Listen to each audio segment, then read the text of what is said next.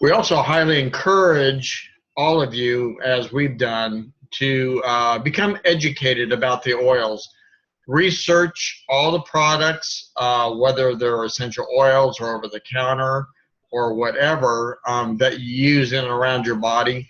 And I know for as Sheila and myself have done, we own numerous books on essential oils and just the chemical makeups and just all the uses for them and stuff. And I would highly encourage that you would do the same. Um, Having that information on hand whenever you need it is very invaluable. Okay, well, if I can get my little clicker here to work. There we go. Okay, so when we think about our homes, we think about a place of safety, a place where we are protected, and that it is a relatively safe environment as far as hazards are concerned.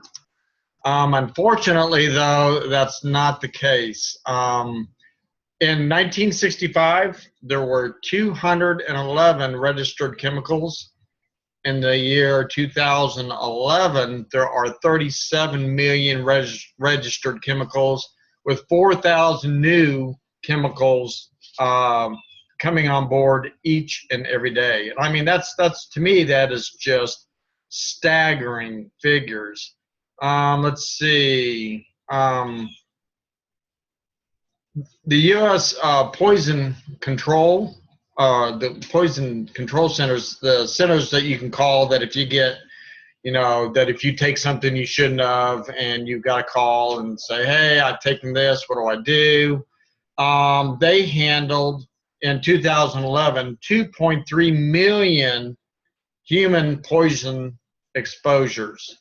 And that is a staggering number because those are the only ones that are reported. That's not the ones that haven't been reported.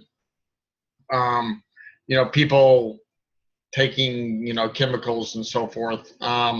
In 2010, there were 42,917 deaths attributed to poison.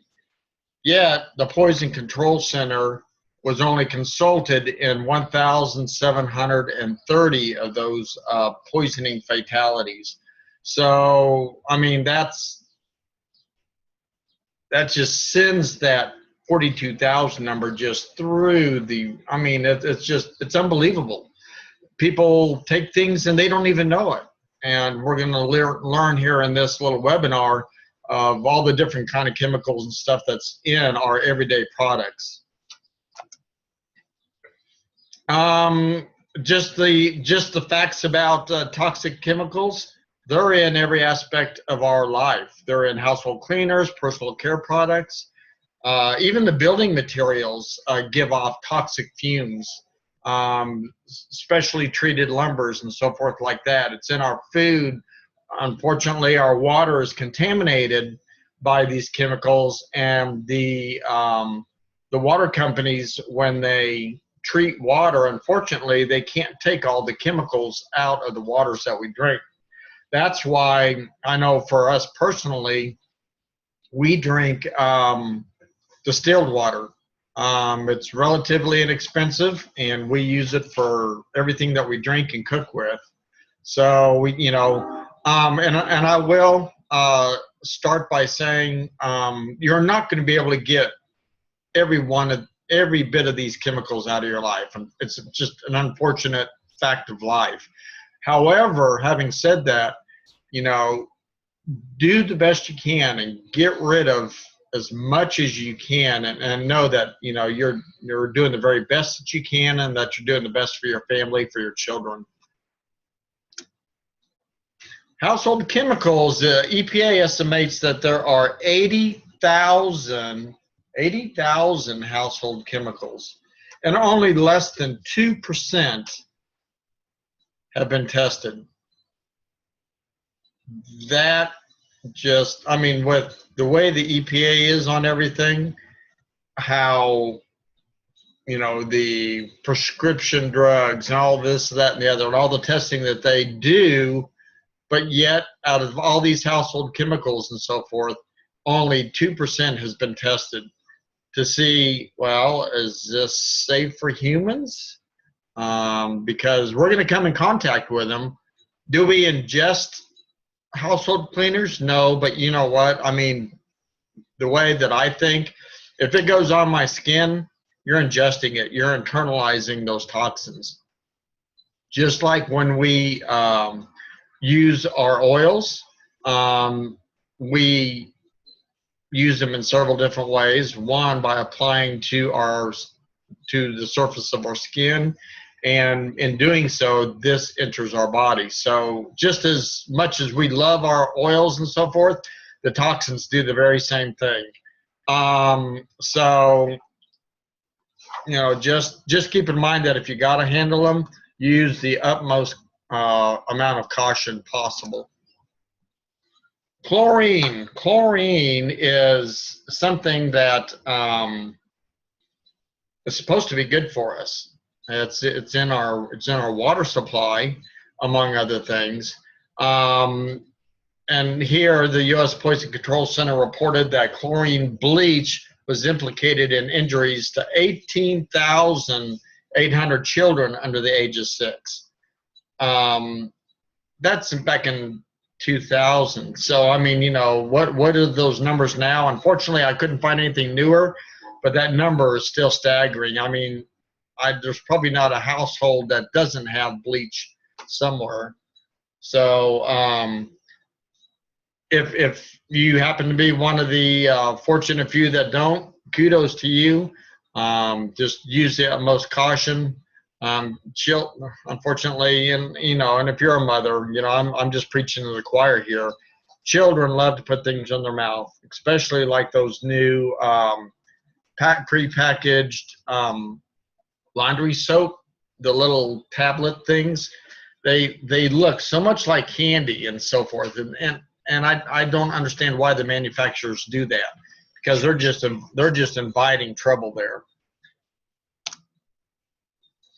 Why should or can't we use chlorine bleach? Well, the active ingredient in chlorine bleach is only 3 to 6% sodium hypochlorite.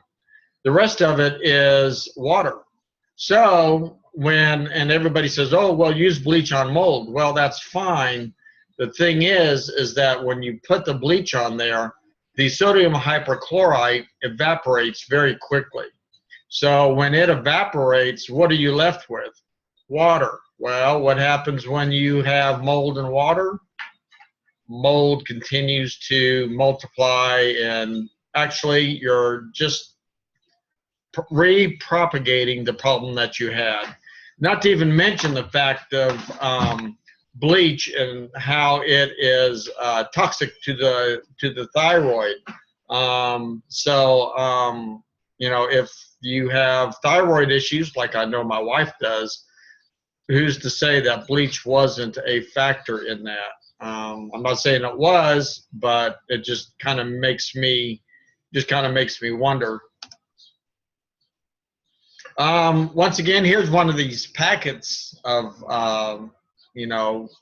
cleaner, whether it's for the dishwasher or for the laundry. And they just look like little packets of Jell-O. I mean, little kids are going to get a hold of those. And this statistic right here is estimated 267,000 plus children under the age of 5 were treated in the U.S. emergency rooms for household cleaning product-related issues.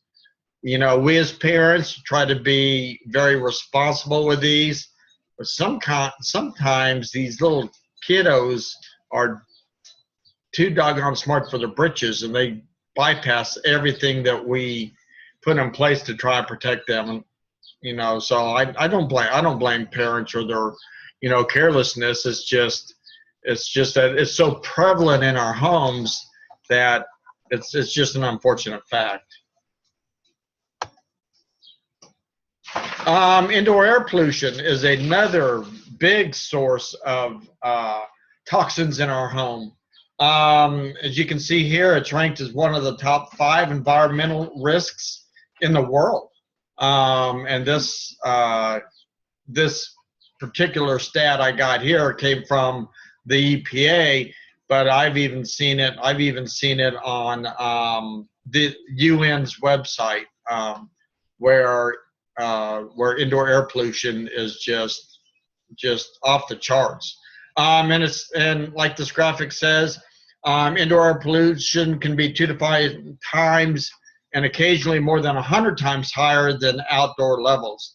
Just think about it when we're cleaning, let's say we're cleaning the oven, excuse me, the fumes, how they just linger around in our houses for a very long time. And and another stat that I found is that, excuse me, schools are some of the worst offenders, and the reason being is because for the square footage of the schools, you have many more occupants in a school versus, let's say, an office or so forth. So these levels are going to be a lot higher. The air quality in schools just tend to be just not one of the biggest concerns to schools. So, you know, kids are going to be a whole lot more susceptible to indoor air pollution. And I know if I spun my laptop around, we open our doors and windows every chance we get, just as we say, just to blow the stink out of the house. Here's a factor in indoor air pollution on different issues that we have. Indoor air pollution looks like the highest contributing incident is to strokes, then 26% for heart disease, and then all the way down to lung cancer. And that's indoor air pollution. That's not out there where, you know, you got all the industrial smog and all that stuff. And if you're fortunate to live in the country, I'm jealous, because your air quality is going to be about the best you can get. And I do want to say, though, that the United States is probably leading in all the other countries in the world in air quality. So that we do have going for us. They don't pollute the air like a lot of the third world countries do. If you go down to Mexico and so forth, I know the pollution there is just, I mean, it's just unbelievable. And I mean, their standards are so low. I mean, you know, they use the sewage on when they're watering their crops and stuff. And I mean, that's just yeah, like my wife just said, that's disgusting. And to think that we eat that stuff. So I mean, that's just something else to throw into the mix. Okay, so we've got harmful untested chemicals are just inundating everything that we come in contact with. And this particular statement here, as you can see at the bottom of the graphic, was from a lady named Mia Davis, and she is head of the health and safety for personal care for the personal care product company Beauty Counter. And she was giving a speech back in 2014 to a group of people at the Harvard School of Public Health. So, and she said chemical exposure has been linked to rising rates in breast cancer, asthma, autism, reproductive problems, and other health issues. She went on to say many chemicals in personal care products have never been tested for safety and may also accumulate and interact in potentially harmful ways. So, like I said, you know, the FDA will cause pharmaceutical companies to spend literally billions of dollars on pharmaceuticals to be tested, which, if you're using oils, have a different opinion of those normally. But these personal care products, they're not being tested like they should. And so once again, by washing our hair with shampoos and so forth like that, we're internalizing all these chemicals. And the first chemical that we're going to talk about here is polyglycol. And I'm getting way ahead on my notes here. Sorry about that. Is polyglycol, and which is a very interesting chemical used in everyday life. It's been implicated in dermatitis, kidney damage, abnormal liver. You can see on the graphic here just so many different things. Damaged cell membranes, causes rashes, dry skin, and so forth and so on. And it goes on to say the acute or the worst case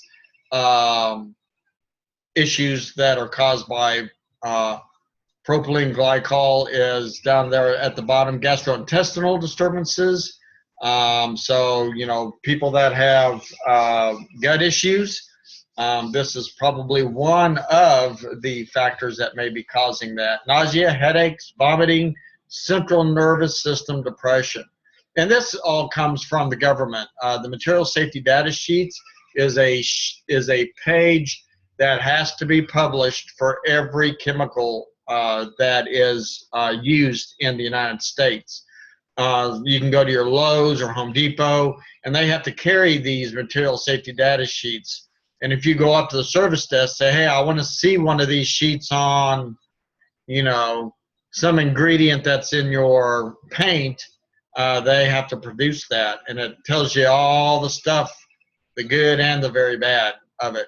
So this is, you know, this is just talking about propylene glycol. What kind of stuff is propylene glycol in? Propylene glycol is in your lotions, your shampoos, toothpaste. Now it's even making its way into food products. And one indicator that it is in, and I'm going to use the example right here of cake mix.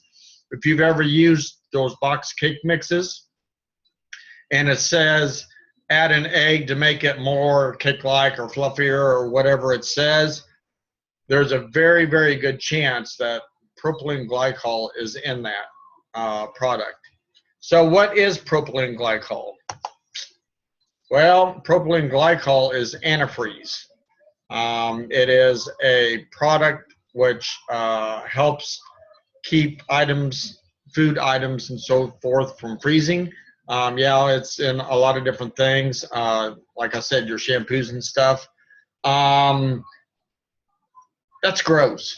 I know I have no problem using antifreeze in my car or something like that, but antifreeze in my food, antifreeze in my shampoos and lotions and stuff. Why do they need that? That's just, it's unbelievable. And we're ingesting this stuff, and this isn't coming from me, as you can see down there at the bottom. This once again is a .gov information. And here's the thing, the FDA is supposed to be our friend. The FDA is supposed to be looking out for us. They're supposed to be providing us the best products possible and to keep us safe and not being harmed. So just keep in mind that anytime you see this stuff, the FDA is your friend. That's the Kool-Aid that they want you to drink. Personally, I think there's a lot bigger agenda, but that's another Facebook page. So just keep in mind and turn your products over. Read the ingredients. I've read ingredients where it says propylene glycol. So I see it out there, and if it's in there, I try to avoid it. Sodium lauryl sulfate, or SLS or SLES, are in soaps and shampoos and so forth like that. It's a mutagen. It changes. It's so good for you, and it's okay for us to use it in our food products according to the FDA. the thing is that it can go in and change the the genetics in a cell. So that's how good it is for you. I mean, so if you're eating this stuff or applying it to your skin, these things are going in and they're causing issues with the very DNA in our bodies. I mean, it leaves, as you see in the graphic here, it leaves residues in the heart, liver, lungs, and brain just from skin contact. So how many people brush their teeth, and how many times have you accidentally swallowed a little bit of that? So if just putting it on your skin's bad for you, accidentally swallowing a little bit of toothpaste, which everybody does, it's almost unavoidable, that makes it even worse. So just keep that in mind. And once again, this comes from the Journal of American Toxicology. The sodium lauryl sulfate, you say, what is it? I mean, what's it do? What's it used for? Sodium lauryl sulfate is a foaming agent. So your soaps, when it foams up, that's due to the SLSs, shampoos, toothpaste, because we are, the marketing to people is, when your shampoo foams up a whole lot, it must be working a whole lot better, when in fact you can have shampoo that doesn't foam at all and it works just as well. So I mean, it's even in your cosmetics. So you apply your cosmetics and leave it on for 8, 10, 12 hours a day. So boy, you're just getting a big, healthy, concentrated dose of SLSs and SLESs there. So our hope that sometime soon, maybe Young Living might get into more of the cosmetic stuff. They've got some skincare products that are just out of this world. But I know my wife and my daughters are just really anxious to see them get into more cosmetics, and hopefully down the line they will. Parabens are in everything. Parabens, they mimic the estrogen in your body. So when you're internalizing parabens, it is causing your body to naturally produce less estrogen, which is not a good thing. Parabens can lead to breast cancer and reproductive issues. They don't know if there's long-term effects of paraben, such as build up toxicity to these things or not. They won't tell us. They probably know, but they're not telling us. Also, if you look at labels and you're looking for parabens, they also can be called other things, as you see at the bottom there. Butyl parabens, methyl parabens, and propylparabens. So I'm not a scientist, so pronouncing these might be kind of humorous. So I apologize for that. But they're in everything. I don't understand why our manufacturers feel that they have to feed us all this stuff. Yes, it causes foods to stay fresh longer, or your makeup to not clump or whatever. But I mean, how many people, I know when we used to get bread, when I was a little kid, if a loaf of bread lasted you a week without molding, you're doing good. Now I've seen a loaf of bread for 2 or 3 weeks and they haven't molded, and maybe even longer. And so it's all because of these additives that they're putting into the foods that we are ingesting. So here's what parabens are found in: cleaners, deodorants, antiperspirants. So, and one of the one of the most highly absorbative, if that's a word, spots on your body is your underarms. So they're in these deodorants and antiperspirants, and of course those are staying on your body till the next time that you shower, and then we reapply them again. Shampoos and conditioners, shaving gels, toothpaste, lotions, makeup, pharmaceutical drugs, and even food additives. So once again, they're in everything. But yet, remember, the FDA is our friend. They are out to protect us. So just keep that in mind. The next thing is going to be triglycerides. I'm going to throw this out here real quick. How many remember the little blue specks in Crest toothpaste? Well, I remember hearing all about them. And I know that in my mind, I thought they were just some kind of, I don't know, little breath freshening thing or something like that. Actually, what those little specks, blue specks were, is plastic.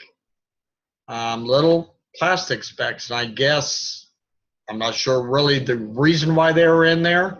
The only thing I could think of is maybe it cleaned your teeth better or something like that. But but you can see here, and this came from ABC News, is that they have it listed under here, concerns over polyethylene microbeads. Polyethylene is a plastic. So not only are you ingesting plastic, which is highly toxic, you know, these things are lodging in your gums. I'm sure they're probably causing bacterial infections and so forth like that, which is pretty nasty. Okay, now getting to triglycerides. Triglycerin is a chemical that is found in bacterial soaps and hand sanitizers. Also, it is used in toothpaste. The thing about triglycerin, and need to remember this for a little bit, here in a couple of minutes, is that triglycerin, when it comes in contact with sunlight or heat, it turns into dioxin, which is a very highly dangerous chemical. The American Medical Association asks that they're not put into these hand sanitizers and so forth like that. And the AMA is also saying, really, don't use these bacterial soaps and hand sanitizers. And people are going, well, why?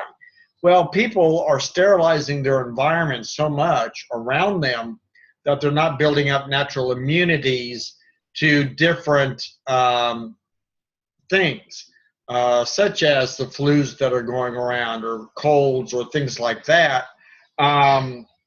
So if you stop to think about it, you're sanitizing your world so much that your body can't fight these off, the bacteria and stuff naturally the way God designed us to do it. God designed us to contract these bacterias, and then through the natural immune system, it builds up antibodies to them and so forth. And that way, you have a natural immunity to that bacteria the next time around. And the chances of you catching that flu or that form of cold again is reduced greatly. You know, we in our house, we don't use any antibacterial anything. And we have very good success with that. So just keep in mind, triglycerides, when exposed to sunlight and heat, it turns into dioxin. And we'll find out why that's so bad here in just a minute. Colgate is one of the toothpaste out there that has triglycerin in it. And they came out with a statement here. Well, this was quoted by Fox News. that first, it isn't just Colgate that believes in Colgate Total. That's the triglycerin that's in there. It is also the U.S. Food and Drug Administration. So there, once again, the FDA, our friends, are saying that this is okay for us. So and all these other organizations and stuff, and they're saying that this is approved by the FDA. So this chemical triglycerin, which can turn into a very dangerous chemical dioxin just by sunlight or heat, the FDA says, oh, well, that's good. That's fine for you. The ADA is the American Dental Association, if I remember right.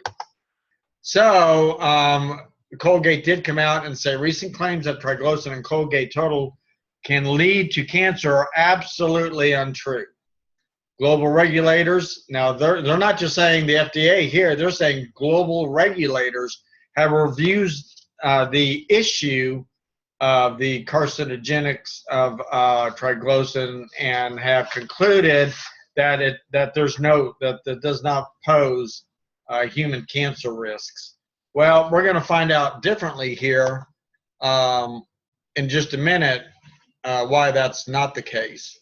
And then this little slide here is just saying that, oh, well, you know, the benefits of triglycerin is it reduces plaque, gingivitis, and so forth and so on by us putting this chemical in your toothpaste.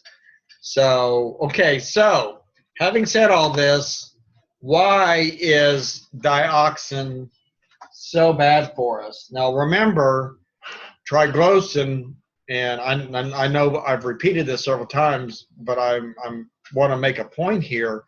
A triglycerin exposed to sunlight, just mere sunlight or heat, and whose bathroom doesn't get warm when you take a nice hot shower, turns into dioxin. Well, here's the thing about dioxin. Dioxin is deemed so hazardous to humans that in 1982, dioxin was discovered in the asphalt of a town called Times Beach, which is here in Missouri.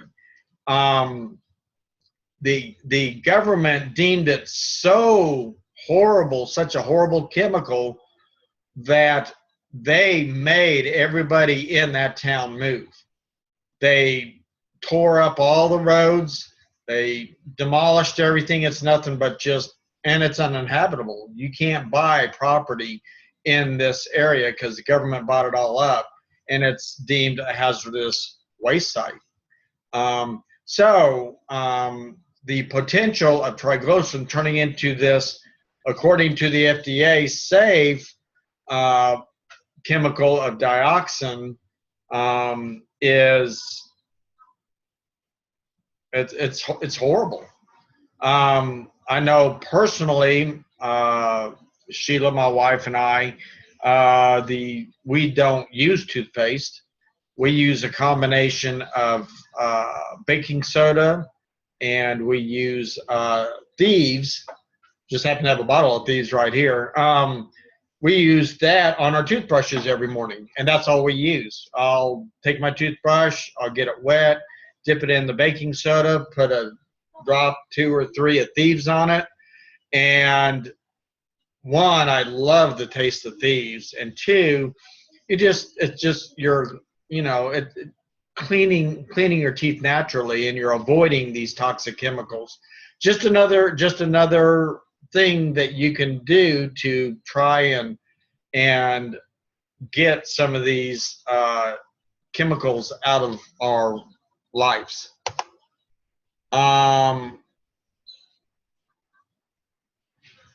Well, I don't know where this slide came from, but let's see. Of chemicals commonly found in homes, 150 have been linked to allergies, birth defects, cancers, and psychological abnormalities.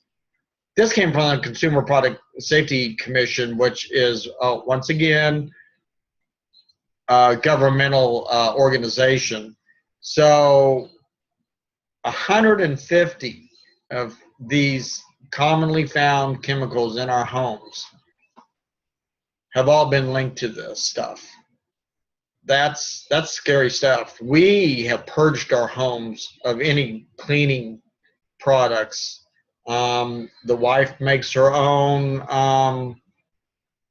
laundry soap. I know we use Thieves Cleaner, which is a Young Living product, in our dishwashers. So just another thing that we've used to get at least attempt to get some of the stuff out of our lives. Ractopamine, or however, if anybody wants to take a stab at it, feel free. This is something that my wife has told me about. She told me about this a few months ago, and of course, like a typical male, I didn't hear it. And then she reintroduced me to this a few weeks ago. And this is such a yummy thing. It actually, what this is an antibiotic that's used on farm animals. 80% of all the antibiotics manufactured in the United States is used by the farming industry. So what farm animals are they used in? Well, they're used in pigs and in cows and in turkeys. So if they're used with turkeys, I imagine they're probably used in chicken too.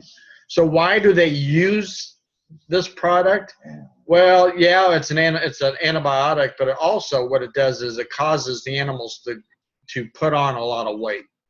So, you know, they're able to have a fatter cow or a plumper turkey or whatever, which just kind of makes me want to double think the Thanksgiving turkeys that we get. Now, here's the thing that just boggles my mind about this. I don't think I have another graphic on this. Oh, okay. Well, yeah, I do.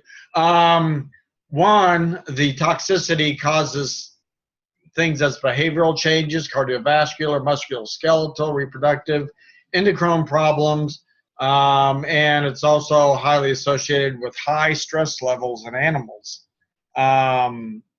So this product that is beneficial to the farmer, and if any of you are farmers, no offense, but they're injecting my food, or they're causing these animals to eat mixed in with their feed and stuff, this ractopamine, or however it's pronounced. Here's the issue with this. The issue is that out of 196 countries in the world, this is either banned or very highly restricted in 160 countries. China and Russia being two of the biggest. Japan is another one that has either banned or highly restricted the import of any meats with this product that they've been fed. Okay, so, and another one was United Kingdom.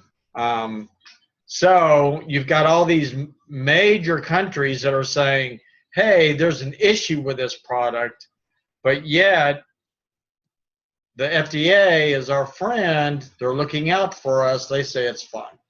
So I can't get my mind around what the FDA is doing. Who are they looking out for? Well, they're not looking out for us, evidently, just judging by all this chemical stuff that they're letting us ingest. Hold on just a second.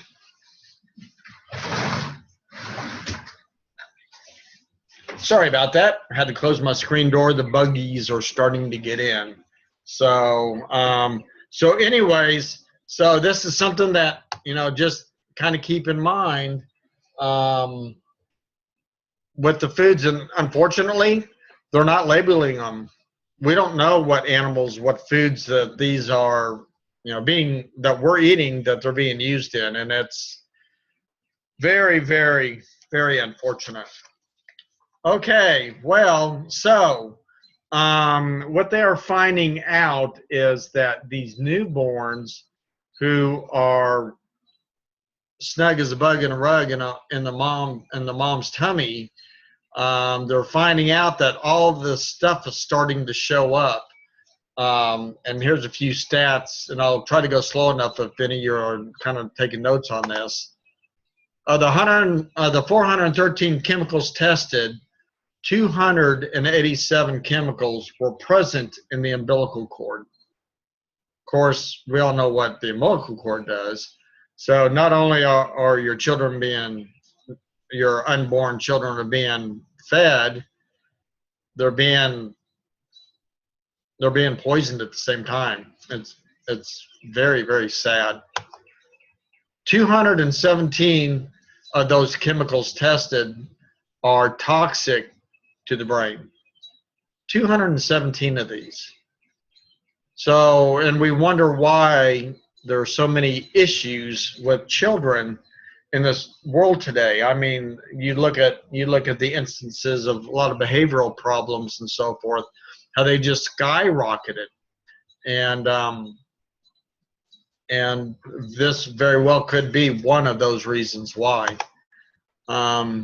208 of those chemicals cause birth defects. My brother was very severely mentally retarded. Now it wasn't due to this here, at least probably not, but still, I mean, just the rate of birth defects that we're seeing is just unbelievable. It's unprecedented in this day and age, where we have better medical care, or the very best in the world, but yet you're still seeing all these spikes in behavioral issues and in birth defects. 134 of these chemicals are either known or suspected to cause cancer. How many people know somebody with cancer? People are just being inundated by these toxic chemicals. And here's the thing, and we are exposed to in one day, the amount of toxic chemicals that our grandparents or our great grandparents were exposed to in their whole lifetime. So they're a whole lot more fortunate for not living in today's age, but in one day we're getting the entire lifetime's dose of toxic chemicals that our grandparents and great grandparents did. Look at the Alzheimer's rate. I know there's a lot of studies out there, and this chemicals that we're talking about here, aluminum. There's a lot of studies out there that's linking Alzheimer's to aluminum, and the rate of increased instances are, how do I want to put it? They are increasing at an alarming rate, but look at the instances of aluminum. Aluminum is being used in everything. I mean, we cook with aluminum. Our foods put in, tin and aluminum cans and so forth. Beers, pops, they're in aluminum cans. So, I mean, and the wife and me, we heard this and we quit drinking pop that was in any kind of aluminum, but now we've got all these issues of the plastics that are out there, and just the pop itself. We have made the lifestyle choice not to drink pop anymore, and we have only on a very rare occasion have we gotten a pop. We quit drinking pop about a year ago, maybe a little over a year ago, And I think we've had pop maybe 4 times, and it's only because of going through the drive-through, and we got a pop. And you know what? We will take a drink out of a piece and then we throw it out because it is. I mean, we can't stand it. But that's a lifestyle choice that we've made, and just another way of getting chemicals and unhealthy things out of our lives.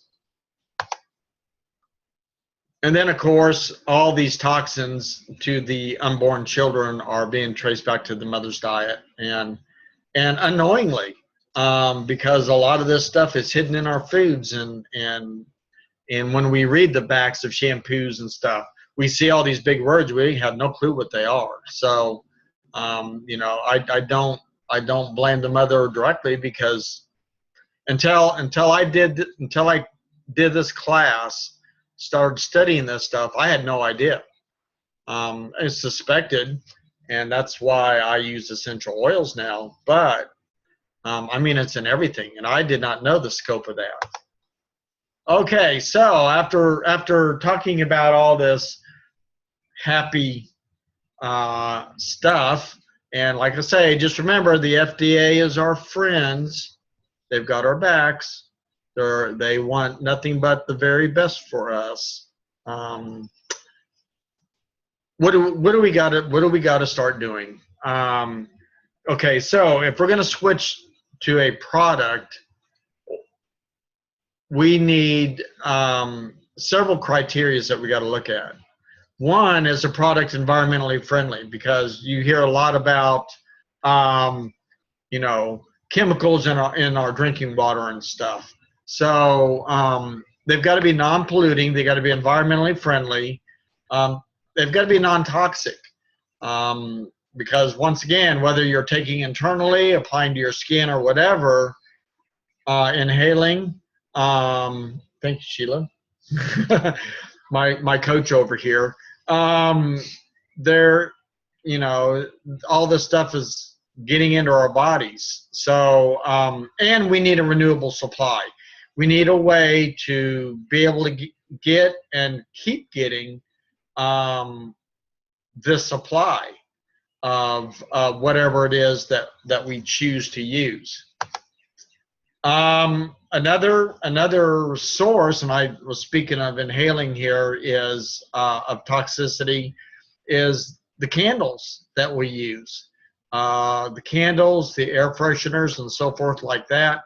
And I'm not gonna pick on any particular candle manufacturer. I mean, there's a ton of them out there. You go to Walmart and you get these candles with lavender smell and stuff like that. The trouble is, when you're getting these scents in your air fresheners and in your candles and so forth, more times than not, those fragrances that you're smelling are artificial. They're not real. That's not real lavender that Glade is putting in their candles. I know there's a lot of these candle companies out there, and they got all these, exotic flavors and stuff. But when is the last time you seen a birthday cake plant? So that they're coming up with these chemical smells, and they're artificial. So you're really, by burning these, you're poisoning them yourselves. There's ways to get natural candles and so forth like that. Make them yourself. A lot of great recipes out there. But just keep that in mind. The fragrances that these Glade plug-ins. Let's do that. Or even the fragrances that are in your laundry detergents and so forth. All of that, once again, they're artificial, they're synthetic, they're man-made, and all they're doing is they're poisoning you. We were one of the biggest offenders when it came to candles. We had candles in every room, if not 2 or 3 or 4 in every room of our house. We loved burning candles. We were buying candles every time we went to Walmart. But unbeknownst to us, in the wintertime, we're concentrating these poisons in the air. So, you know, go out there on the internet and look, and there's a lot of neat recipes for natural candles. Okay, so after saying all this, we use a lot of essential oils, and essential oils, of course, being the aromatic liquid from the plants. It's the plant's immune system. Germs can't form a resistance to the essential oils, and here's why. Because even though, let's say, a bottle of carrot seed, and I happen to have carrot seed here, has the same properties, the same amount of properties in it, because Gary Young has very high standards for his essential oils. Every time they harvest, there is a minute, on the molecular level, difference in each harvesting. That's because the air temperature may be different at the time of harvest. The soil condition may be just a little bit different. Just the growing season of that product could have been just a little bit rainier, a little bit drier. So it doesn't change the properties of the oils, but it changes the oil. It changes the properties enough where germs can't form a resistance to it. So just like with your antibiotics and so forth, every batch has to be exactly the same every single time, or it can't be out on the market. So what's happening when they're mass prescribing all these antibiotics and so forth? Well, you hear it in the news every day how bacterias and so forth are becoming resistant to antibiotics and so forth. Now there's some really nasty things going around that they have a hard time fighting because of this bacterial resistance. And essential oils can be used on or in the body by applying to the skin, ingesting. Now, when I say ingesting, I'm only talking about Young Living oils, because I know they are 100% pure therapeutic grade essential oils. Too many times, a lot of these other oil companies are adulterating their chemicals and so forth in their oils. So, and I know for a fact that Young Living doesn't use pesticides and herbicides and so forth on their farms, or the partner farms that Young Living uses. They have such a high standard that even though we can't grow every bit of what's the word I'm looking for? Every product that we use, we do have partner farms, but Young Living has such high standards that they've got to meet these standards, and so we know we're getting a consistent product. The thing that makes Young Living different is the seed to seal, and I touched on that just a second ago. From the very seed that Young Living plants or partner farm uses, non-GMOs, they've got to be the healthiest, the strongest, come from the healthiest and strongest plants, all the way to the bottling and everything in between. Step two, the farms, the cultivation of these plants. The farms that are used have to be virgin farms. Now, what do I mean by that? They can never have had chemicals used on those farms at all, period. So a lot of the farmlands that Young Living, when they do buy, are out in remote places, and they've never been used for previous farming where they've used any kind of pesticides or herbicides. Stringent testing, step 4. I mean, all of their farms have a lab on site, plus they do third-party testing just to make sure that the oils that we're testing, yeah, we self-police our oils, and if it's a bad batch, they don't resell it. But we get independent verification that yes, what we are seeing, what we are producing, and what we are testing is accurate. All the way to the bottling. Young Living bottles their own oil. So Young Living knows the genesis of that oil from the seed all the way to the seal. That's why the seed to seal process. And Young Living is control all of that. So there's no possibility of chemicals or an inferior product coming to our shelves. Thieves is one of the products that we use. It's great for cleaning the air, great for cleaning surfaces, and as I touched on earlier, for daily hygiene, we use it as toothpaste and love it. We use it every day. We've been using it for probably 6-7 months now. And a 15 ml bottle of Thieves, which has roughly 380 drops, depending on how thick they are, lasts forever. So when you think that, well, that's expensive, well, no. When you divide out the time, I think we maybe have used one full bottle of Thieves in the 6 to 8 months that we've been using it as toothpaste.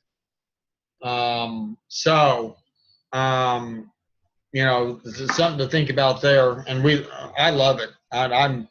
Thieves is one of the best tasting oils I think is out there, next to orange. If you haven't smelled or tried orange, you need to try it. It is just beyond awesome. So here's the cleaning products that Young Living offers with Thieves. They got hand soaps, they got hand sanitizers. The little mini bottles there are actually Thieves spray, and you can use it, stick it in your purse, and when you go shopping, spray it on your shopping carts. You go out to restaurants, you can kind of sanitize your table a little bit. Use it on your hands. I use it on my hands instead of soap out of the bathroom. Oh, okay. Well, the wife says she uses it after she uses the facilities, the ladies' restroom, instead of the chemical-laden soaps that are there. Great idea. I didn't even think of that. So then they've got the mouthwash. They do have a Thieves toothpaste line if you choose to use that. I know we have a friend of ours that uses the Thieves toothpaste for their antiperspirants, and they love it.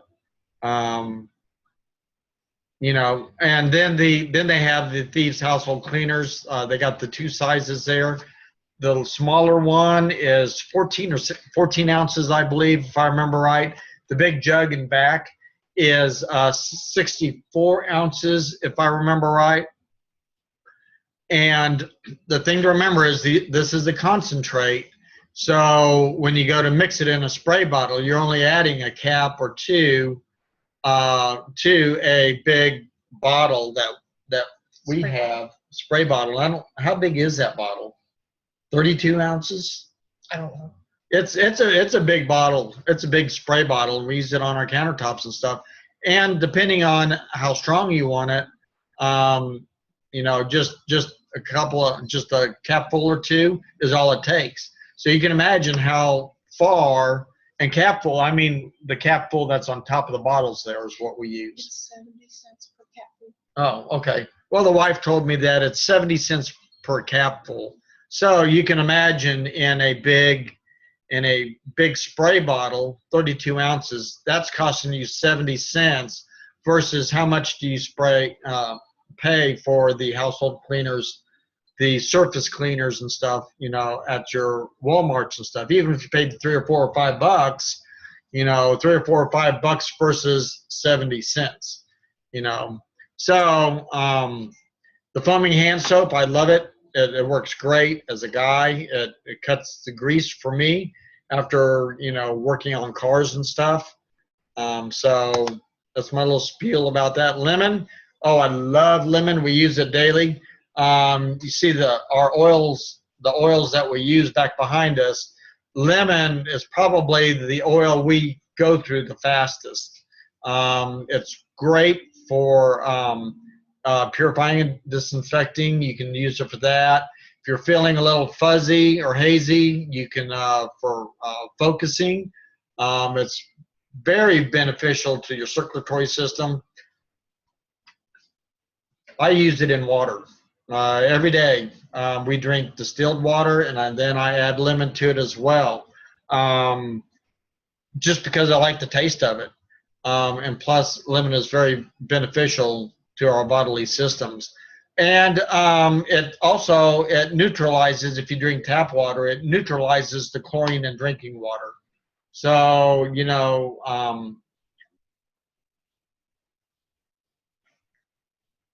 I know a lot of people now, the big trend is ordering lemon with their water at the restaurants and stuff.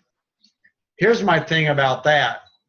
I know that the lemon oil that Young Living gives us are from non-GMOs, which is very important to me, GMOs being genetically modified. Also, I don't know the sanitary conditions of the person handling those lemons that have to cut them up, because I mean, you know, they don't usually buy lemon in those little wedges. They're cut. Somebody's handling them. So, you know, I would hope that they use the facilities, that they wash their hands with the chemically laden soap. So, and then who knows what's been sprayed on those lemons and stuff. We're squeezing them into our water. So it's a great alternative. I just, you know, we'll pull our lemon oil out right there in the restaurant and add a couple drops. Having said that, when you're using the citrus oils and so forth, you want to make sure that you're using glass. This is glass here, or stainless steel. The reason being is that the essential oils can leach the chemicals out of plastics. And if you have a styrofoam cup, I know for a fact that lemon will perform a very great disappearing trick on that styrofoam cup. So try it sometime. Get a styrofoam cup, put some water in it, put a little lemon in it, and watch what happens. And it'll just melt that styrofoam. So water,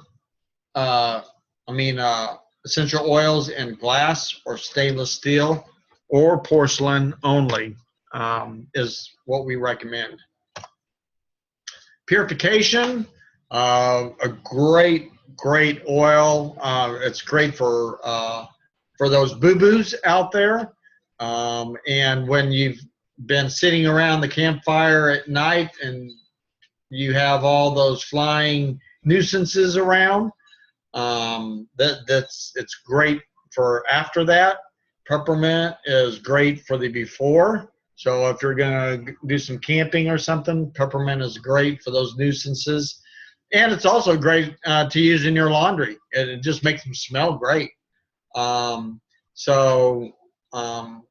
You know, and then you can use them on your pets as well. Couple of the some of the products that Young Living does use or have available, and that is this happens to be lavender here, but they have other flavors, if you will. They've got the foaming hand soap, so we know they've got the lavender, they've got the Thieves foaming hand soap, soaps that they have, shampoos and conditioners. You know, they have lavender mint, lavender, copa eba vanilla. I know the Valor soap is very hard to get, but if you can get it, I love our Valor soap, and I always try to get a couple of them every chance I get, just have them on hand. And then they've got the hair and body lotion and bath and shower gel. So Young Living, not only do they strive to give us the very best essential oils, they are also giving us alternatives for all those harmful products that are out there. Touched on this. This is the Sheirloom Young Living's. Young Living's skincare products.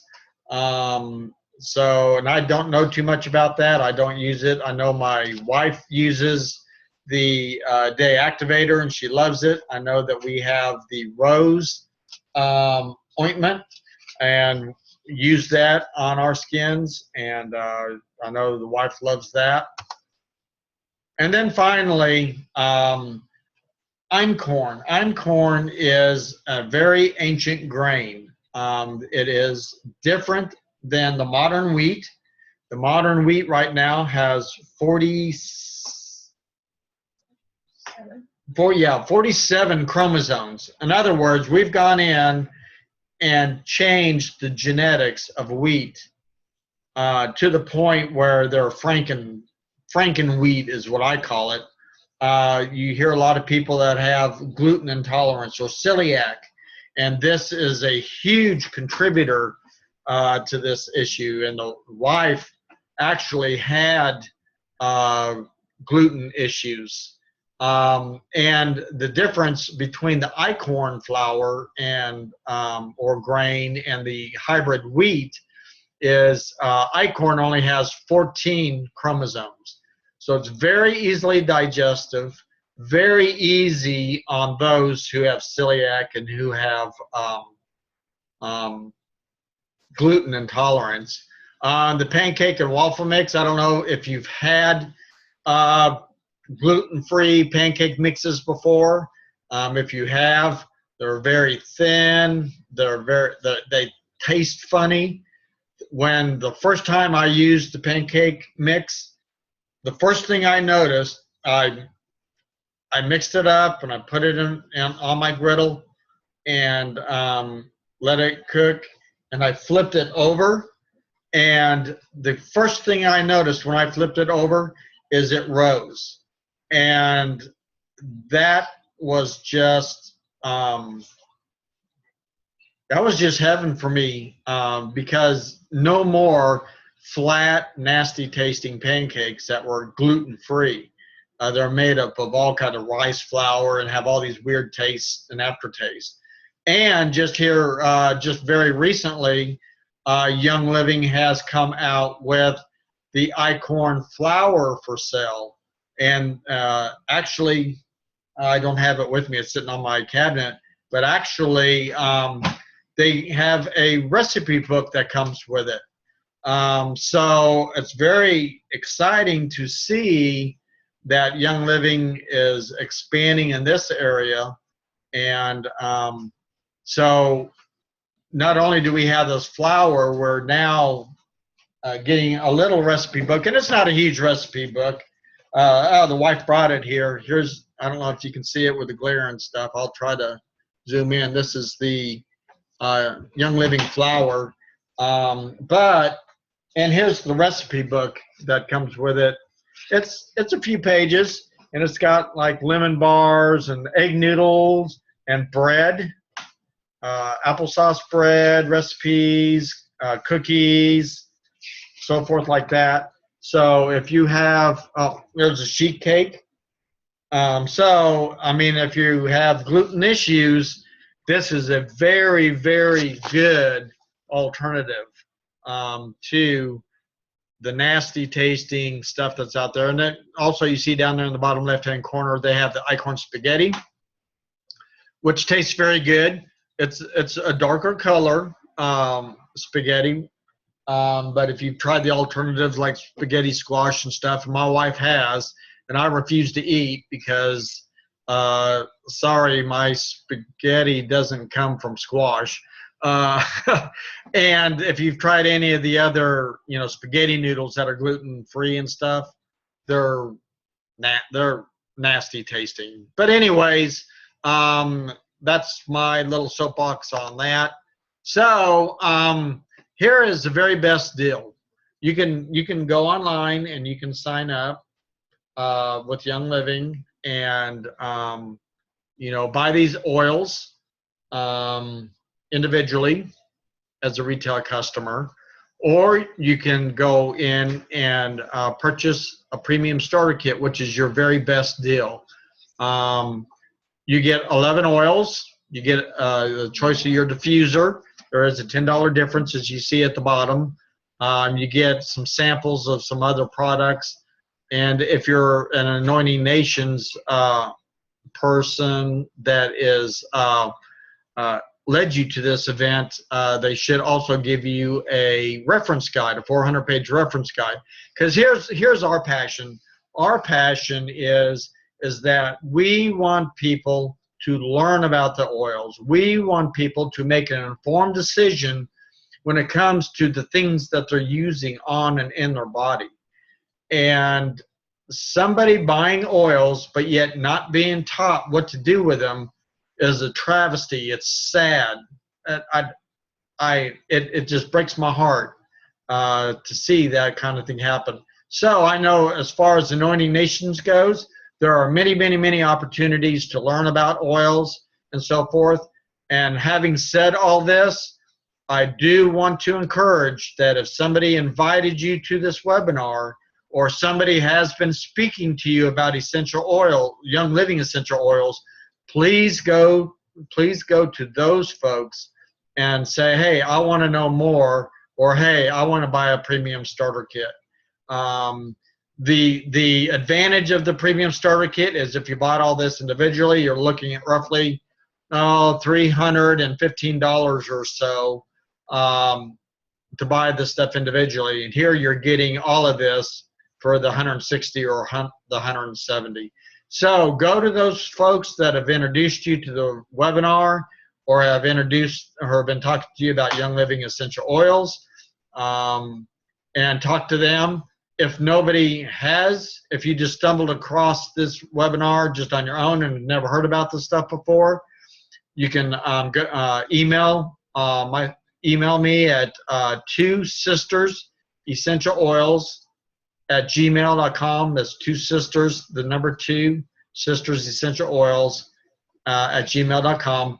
But I'm going to say it again. If somebody has been speaking to you about Young Living oils, please go talk to them.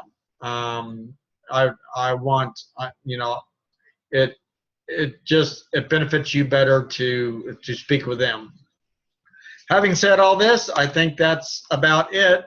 I appreciate it. I know it went just a little bit longer than I normally do, and thank you for your time and your attention. If you have any questions, please feel free to unmute yourself. I'll give it a minute or two here and ask away. If nobody has any questions.